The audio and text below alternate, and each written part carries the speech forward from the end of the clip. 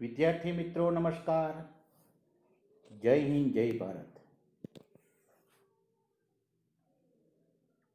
આજે હું તમારી સમક્ષ એક નવો એવો જે વિષય લઈને આવ્યો છું. વિષયનું નામ છે રિપોર્ટ રાઇટિંગ,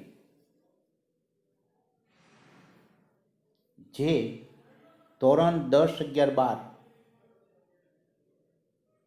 અને ઉપરાંત જે સ્પર્ધાત્મક જે પરીક્ષા, બેન્કિંગની પરીક્ષા,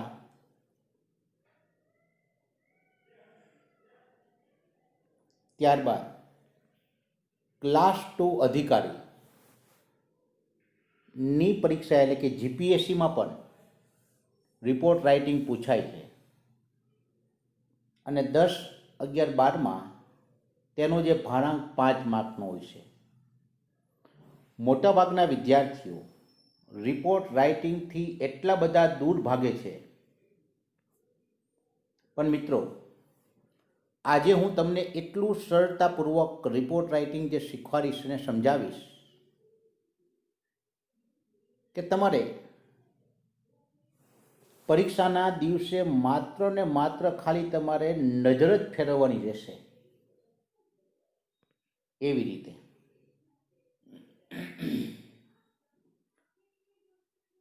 વિદ્યાર્થી મિત્રો, 10મા ધોરણમાં ગુજરાતી વિષયમાં તમે લોકોએ રિપોર્ટ રાઇટિંગ લખેલું છે. ઉદાહરણ તરીકે તમારી સ્કૂલમાં 5મી સપ્ટેમ્બરના રોજ વૃક્ષારોપણનો કાર્યક્રમ રાખવામાં આવ્યો હતો, તો તેના વિશેનો અહેવાલ તમે તૈયાર કરો. અથવા તમારી સ્કૂલમાં શિક્ષક દિનની ઉજવણી થઈ હતી, તે વિશેનો અહેવાલ તમે તૈયાર કરો અથવા લખો. તો આવું તમે ભણ્યા છો. તો આ જ વિષયને આપણે અંગ્રેજી વિષયમાં ભણવાનું છે. પણ અહીં હું તમને રિપોર્ટ રાઇટિંગ 5 વિભાગમાં વહેંચીશ તમને. તો તમને એક પ્રશ્ન થશે કે 5 વિભાગમાં કઈ કઈ અને કયા કયા વિભાગ આવે. તો વિભાગ પહેલો,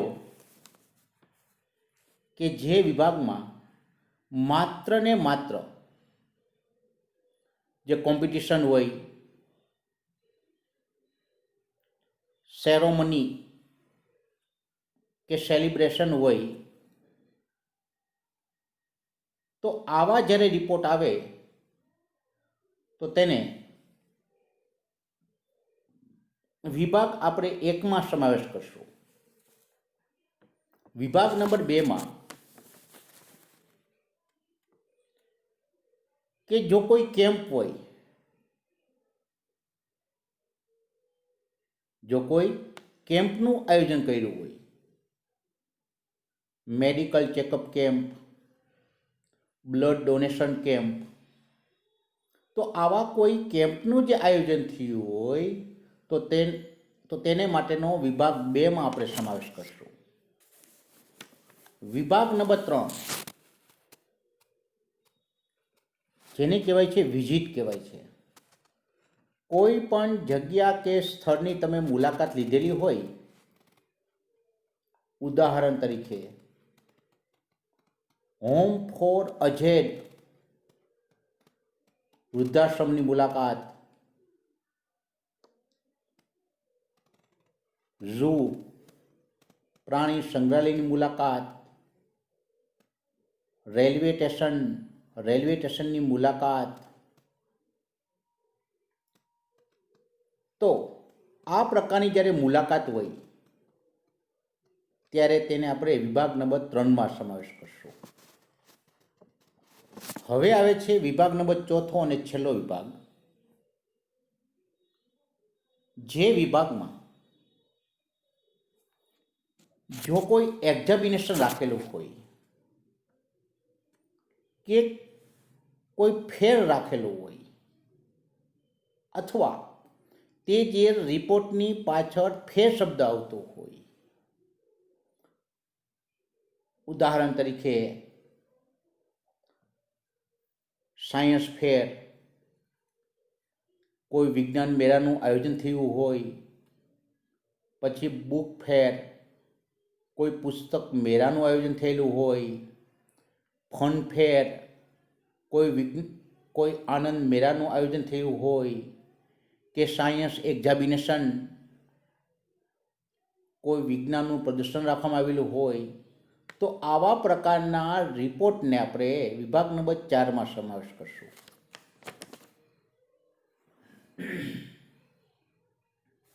તો મિત્રો, રિપોર્ટ જ્યારે આપણે લખીએ ને તો તેને માટેના અમુક મર્યાદાઓ રહેલી છે કે જેને આપણે કહીએ ધ્યાનમાં રાખવાની બાબતો કહીએ. તો રિપોર્ટ લખતી વખતે કઈ કઈ બાબતોને જે ધ્યાનમાં લેવી તેનો પહેલાં આપણે અભ્યાસ કરશું. આપણે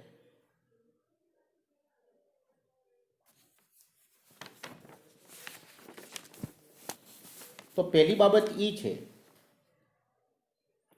કે રિપોર્ટ રાઇટિંગ, જેને ગુજરાતીમાં કહેવાય છે અહેવાલ લેખન કહેવાય છે. તો પહેલી વસ્તુ એ કે રિપોર્ટ રાઇટિંગ એટલે કે અહેવાલ લેખન હંમેશા ભૂતકાળમાં લખવો.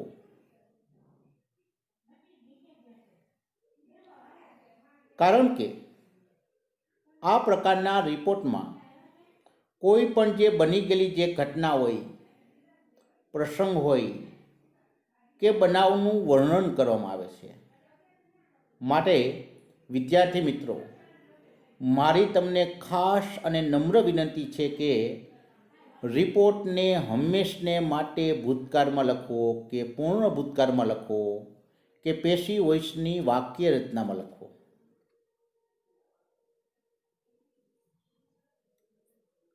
નંબર 2, નોંધમાં.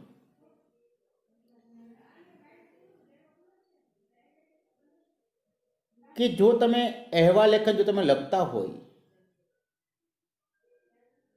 તો પ્રશ્નાર્થ વાક્ય લખવું નહીં, સાદી અને સરળ ભાષામાં લખવું. તમારે સાદી અને સરળ ભાષામાં. નંબર 3, રિપોર્ટ લખતી વખતે અલંકારિક ભાષાનો ઉપયોગ ન કરવો જોઈએ. અલંકારિક ભાષાનો ઉપયોગ કરવો જોઈએ નહીં.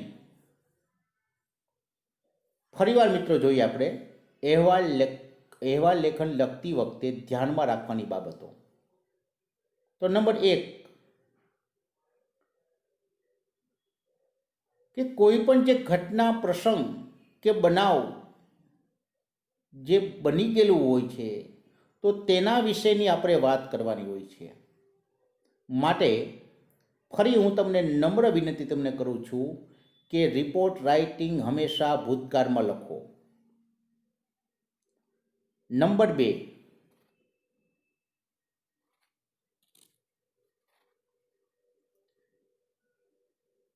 કે રિપોર્ટ રાઇટિંગ પ્રશ્નાર્થ વાક્યમાં લખવું નહીં. નંબર 3, રિપોર્ટ રાઇટિંગ સાદી ભાષામાં કે સરળ ભાષામાં લખવું. નંબર 4, રિપોર્ટ રાઇટિંગ લખતી વખતે અલંકારિક ભાષાનો ઉપયોગ ન કરવો. તો આ થઈ ગયું મિત્રો રિપોર્ટ લખતી વખતે ધ્યાનમાં રાખવાની બાબત. હવે વાત કરીએ આપણે કે રિપોર્ટ રાઇટિંગમાં મિત્રો 3 વિભાગ પડે છે. કોઈ પણ તમે રિપોર્ટ લઈ લો તો એ રિપોર્ટમાં 3 પ્રકારના તમારે ભાગ પાડવા. શરૂઆતમાં જેને કહેવાય છે પ્રસ્તાવના કહેવાય છે, એટલે કે બિગનિંગ એટલે કે શરૂઆત એટલે કે પ્રસ્તાવના. તો શરૂઆતમાં તમારે 3 કે 4 લીટી તમારે તેની પ્રસ્તાવના લખવાની. વિષયના અનુસંધાનમાં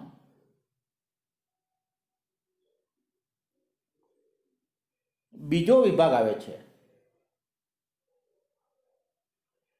પ્રથમ વિભાગમાં તમારે વિષયની આસપાસ તમારે રહેવાનું, તમારે એને અનુલક્ષીને તમારે વાત કરવાની છે પ્રસ્તાવનામાં.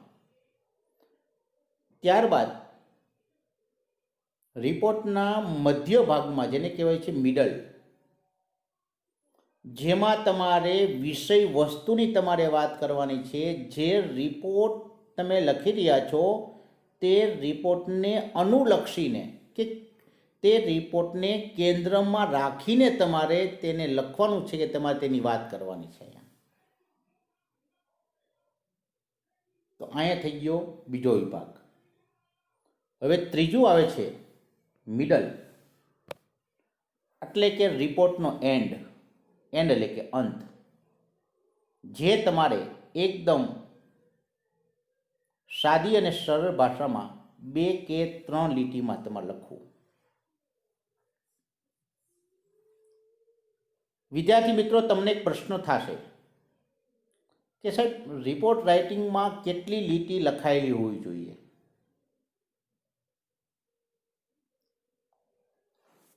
તો રિપોર્ટ રાઇટિંગમાં મિત્રો 8 કે 10 લીટી તમારે લખવી.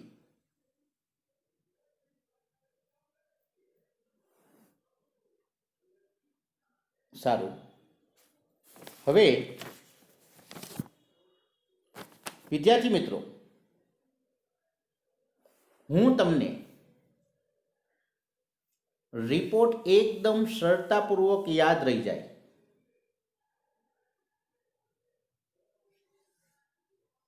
અને લાંબો સમય તમને યાદ રહે એટલે માટે હું તમને દરેક એવા રિપોર્ટની હું તમને કી આપીશ. તમને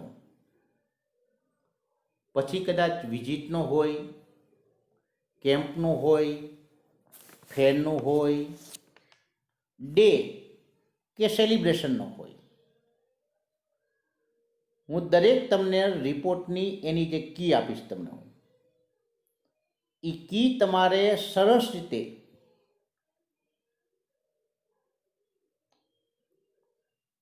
સમજીને 2 વખત તમારે લખી નાખવાની.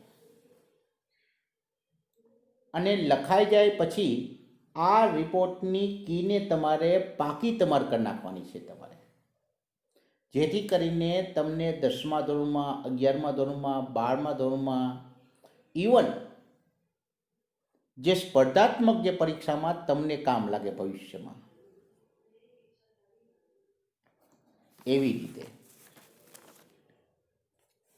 તો હું દરેક જે રિપોર્ટની જે કીમાં તમને એની પ્રસ્તાવના આપી દઈશ તમને,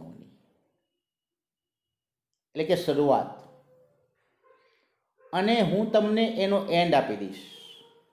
તમારે ખાલી માત્ર ને માત્ર ખાલી મધ્યાહન 5 થી 6 લીટીમાં તમારે લખવાનું છે, સાદી ભાષામાં, સરળ ભાષામાં. તમારે શરૂઆત અને એન્ડ તેની તમારે કોઈ ચિંતા કરવાની છે જ નહીં. તમારે માત્ર ખાલી મધ્યાહનમાં જ તમારે ધ્યાન રાખવાનું છે. તમારે જેવી રીતે કોઈ મરજીવો હોય, મરજીવો એટલે કે દરિયામાં ડૂબકી મારી અને મોતી કાઢી આવે, એને મરજીવો કહેવાય. જેવી રીતે કોઈ મરજીવો દરિયામાં ડૂબકી મારીને મોતી કાઢી આવે, તેમ તમારે વિષયના મધ્યહનમાં એવા સરસ મજાના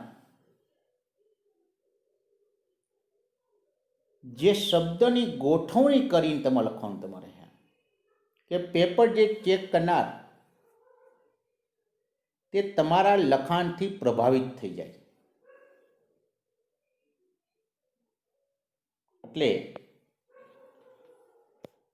મિત્રો, રિપોર્ટ વિશે હવે તમે જરા પણ તમે ચિંતા કરતા નહીં, તમે રિલેક્સ થઈ જાઓ. પણ હા, એટલું ખરા કે રિપોર્ટની તમારે કી પાકી કરવી પડશે, એમાં ચાલશે નહીં. તો હવે પહેલી વહેલી આપણે જે કી લઈએ છીએ તે લઈએ છીએ આપણે મિત્રો festival.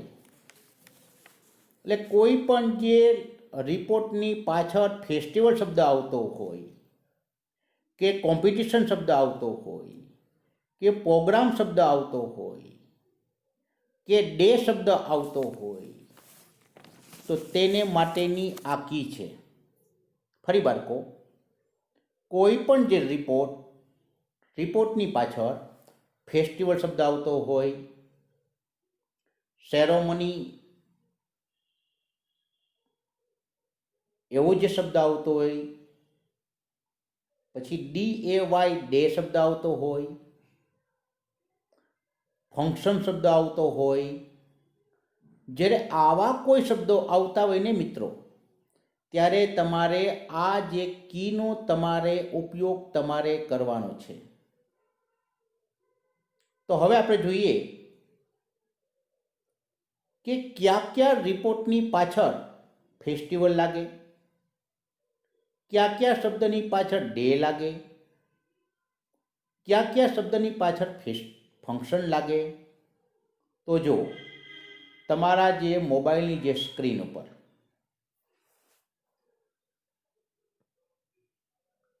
Sport festival, world environment day, વિશ્વ પર્યાવરણ દિવસ, યુથ ફેસ્ટિવલ કે ફંક્શન, યુથ ફેસ્ટિવલ, પછી સ્ટોરી ટેલિંગ કોમ્પિટિશન,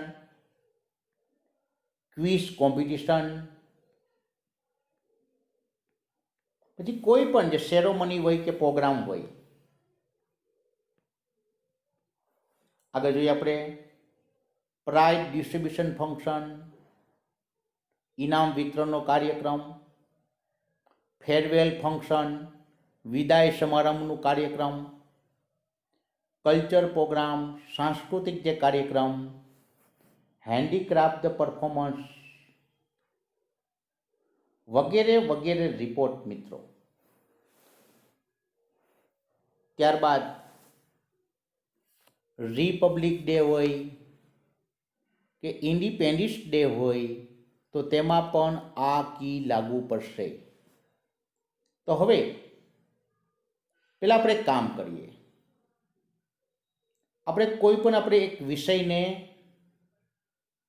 ધ્યાનમાં લઈ લઈએ. આપણે તેનું કારણ એ છે મિત્રો કે રિપોર્ટમાં હું તમને જે કી આપીશ ને તેમાં વચ્ચે વચ્ચે જે ખાલી જગ્યા હશે એ ખાલી જગ્યામાં તમારે રિપોર્ટનું તમારું નામ લખવું પડશે. એટલા માટે તો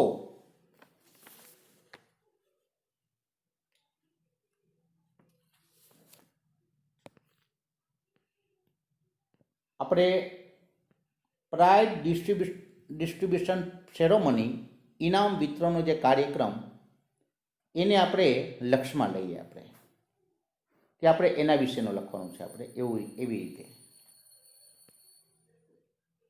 હવે ફોર્મેટ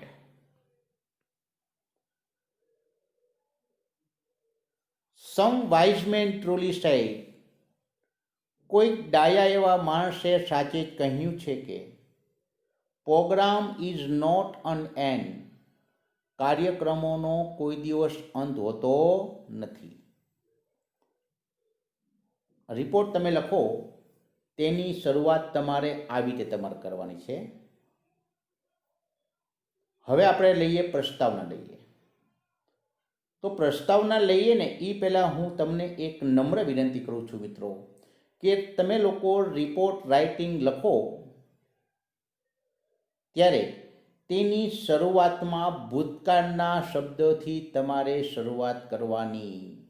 યસ્ટરડે હોય, લાસ્ટ મંથ હોય, લાસ્ટ યર હોય, લાસ્ટ સન્ડે હોય, વગેરે વગેરે. તો અહીંયા આપણે એ પ્રાઇઝ ડિસ્ટ્રીબ્યુશન સેરેમની ઇનામ વિતરણનો કાર્યક્રમ એ લક્ષમાં લીધેલો છે. Yesterday was big day for us, ગઈકાલે અમારા માટે મોટો એક દિવસ હતો. જો રિપોર્ટનું નામ છે, ખાલી જગ્યામાં દેખાય છે તમને મિત્રો? તો ત્યાં લખી નાખો એ પ્રાઇઝ ડિસ્ટ્રીબ્યુશન સેરેમની. એ પ્રાઇઝ ડિસ્ટ્રીબ્યુશન રિપોર્ટનું નામ was arrange in our school. અમારી સ્કૂલમાં ઇનામ વિતરણ રાખવામાં આવ્યું હતું. It was started 9 AM. તે સવારના 9 વાગે તેની શરૂઆત થઈ હતી. વિથ એ પ્રેયર, પ્રાર્થના સાથે. The minister was the chief guest. Minister એટલે કે મુખ્યમંત્રી, મંત્રી સાહેબ મુખ્ય મહેમાન હતા. ચીફ ગેસ્ટ એટલે કે મુખ્ય મહેમાન. Principal, teacher, parents, guests and the student were present. were present કરજો બાળકો. તો આજે કાર્યક્રમમાં આચાર્યશ્રી, શિક્ષકગણ, માતા પિતા, મહેમાનો અને વિદ્યાર્થીઓ હાજર હતા. After the finishing the formality. Formality બાળકો એટલે ઔપચારિકતા. તો ઔપચારિકતા કોને કહેવાય? ફોર્માલિટી કોને કહેવાય? કે કોઈ પણ જે કાર્યક્રમ છે ને તેની શરૂઆત દીપ જે પ્રાગટ્યથી થતું હોય, માતા સરસ્વતી કે ગણેશ ભગવાનના જે આરતીથી તેની જે શરૂઆત થતી હોય, તો આને કહેવાય છે ફોર્માલિટી કહેવાય છે એને. તો after the finishing the formality, શરૂઆતની ઔપચારિકતા પૂરી થયા પછી એ સ્મોલ ઇન્સ્પાયરિંગ, ઇન્સ્પાયર એટલે કે પ્રેરણા, એન્ડ ધ થોટફુલ સ્પીચ, વિચારદાયક,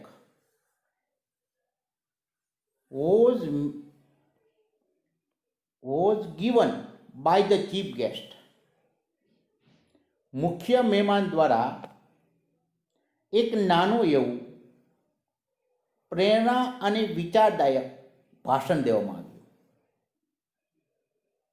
અહીંયા મેટ છે બાળકોની, આ ગીવન લખી નાખો તો વધુ સારું. Given.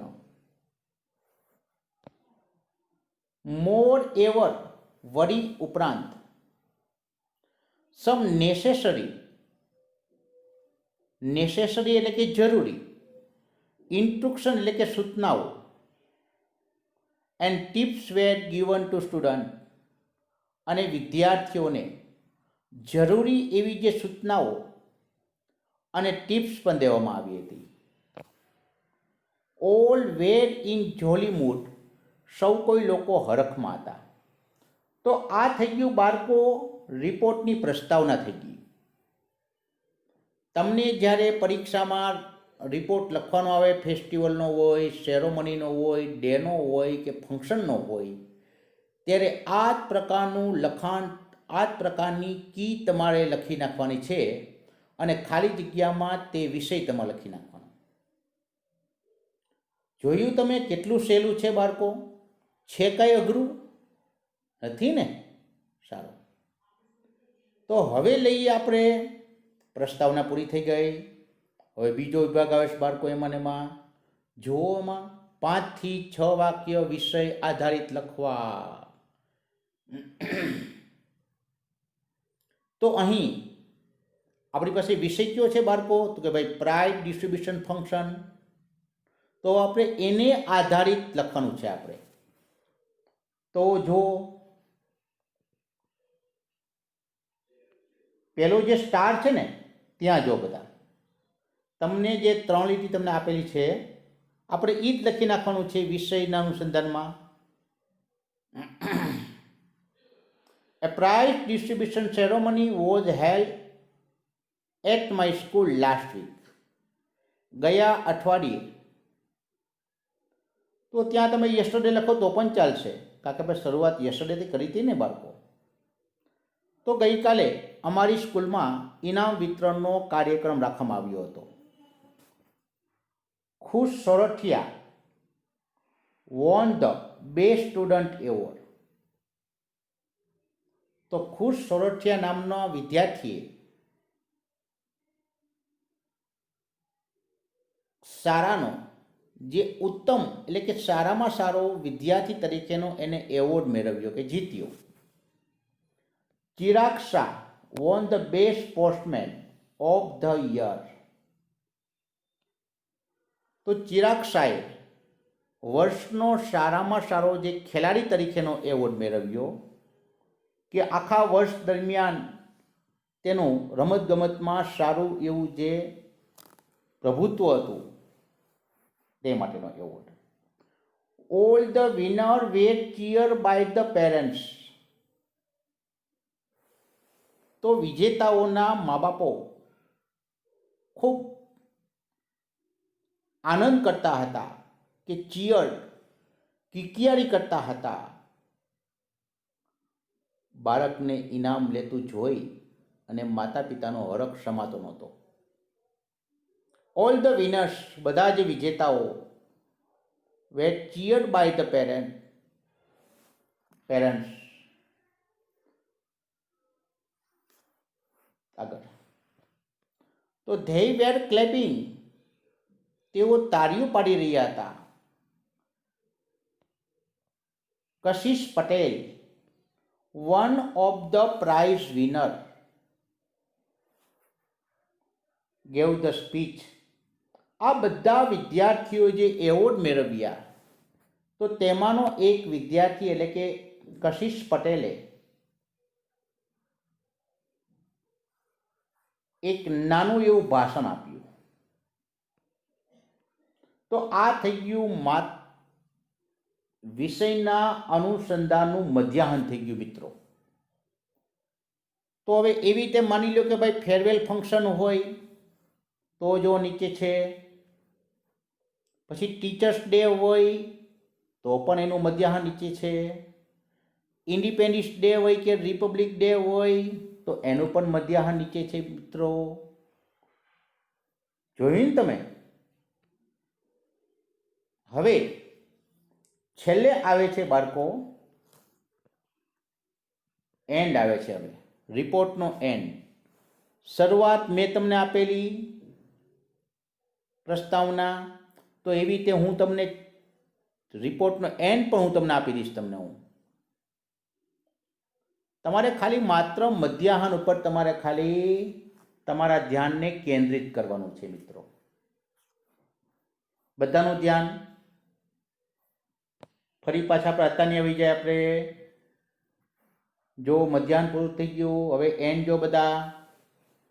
Student were given the medal prize and trophy. વિદ્યાર્થીઓને મેડલ આપવામાં આવ્યા, ઇનામ દેવામાં આવ્યા અને ટ્રોફીઓ પણ દેવામાં આવી. They were inspired by the chief guest.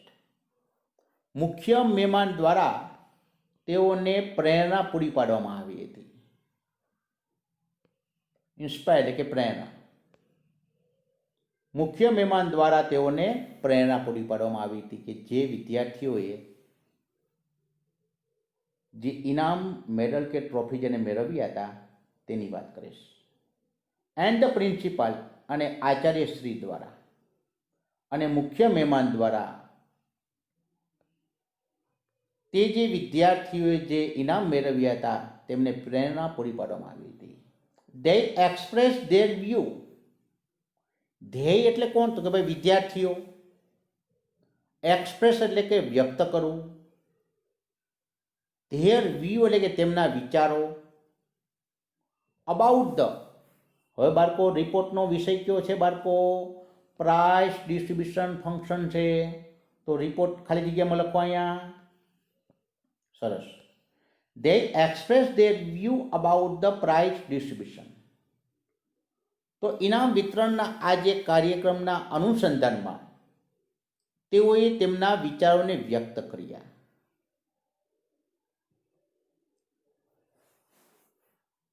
આગળ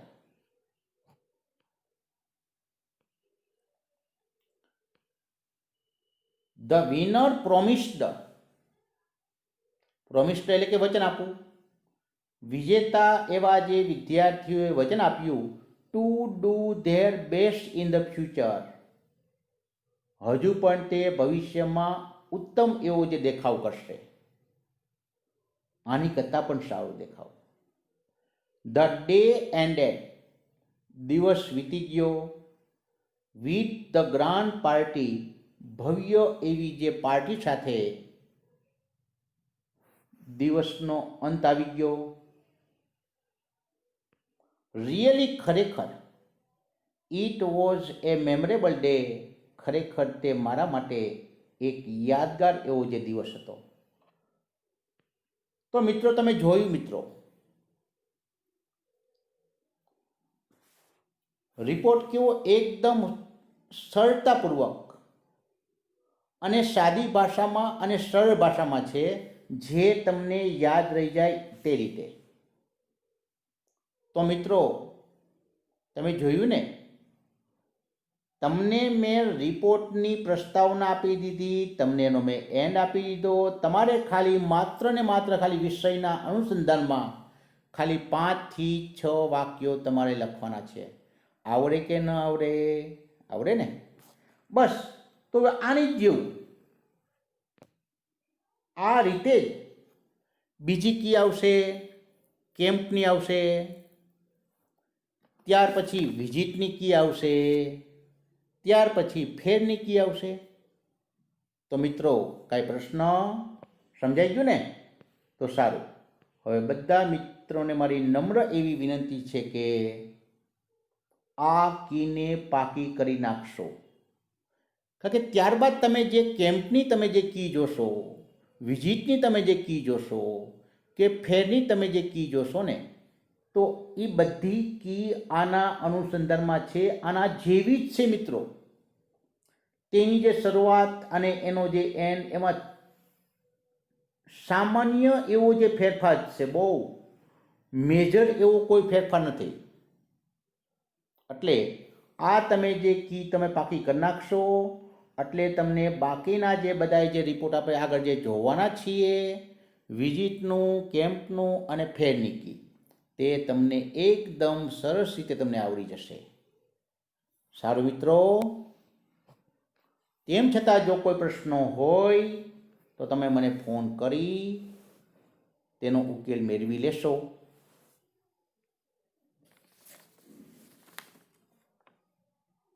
તો મિત્રો તમે જ્યારે રિપોર્ટને જે વાંચતા હોય ને, ત્યારે તમારે તેનું જે મધ્યાહન હોય, મધ્યાહન તમે કોઈ પણ જે સાહિત્યમાં તમે જે રિપોર્ટ તમે વાંચતા હોય, એનું જે મધ્યાહન જે સરસ મજાનું હોય, સાદી ભાષામાં હોય, સરળ ભાષામાં હોય, એને તમારે હાઇલાઇટ કરી નાખવાનું. અને એ જે લીટી હોય તે તમારે પાકી તમારે કરી નાખવાની, અથવા વારંવાર તમારે વાંચતું રહેવાનું તમારે. એટલે મધ્યાહન તમે સરસ રીતે તમે લખી શકશો. તો મિત્રો આશા રાખું છું કે તમને સમજાઈ ગયું હશે. આવજો.